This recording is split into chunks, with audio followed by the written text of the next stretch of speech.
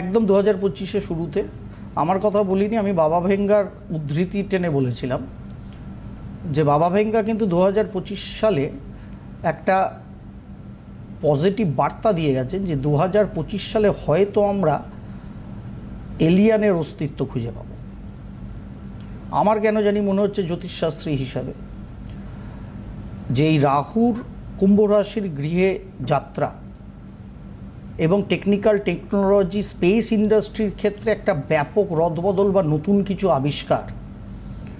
হয়তো বা আমাদের অন্য গ্রহে এলিয়ান না হলেও অন্তত প্রাণের সঞ্চারের কোনো বার্তা হয়তো আমাদের দিতে পারে। অলরেডি শাম্ভবী অ্যাস্ট্রো এটা নিয়ে আমি একটা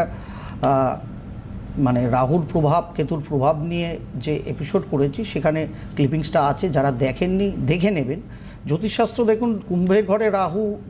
সিংহের ঘরে কেতু থাকলে আপনারা আমার রাশিচক্রে কী হবে, যিনি ফোনে আছেন তার সাথে ফোনে কথা বলে ওটা বলতে যদি হুরু করে আমি বলতে থাকি 12টা রাশি হাফ মিনিট করে নিলে 6 মিনিট লাগবে, বলা হয়ে যাবে।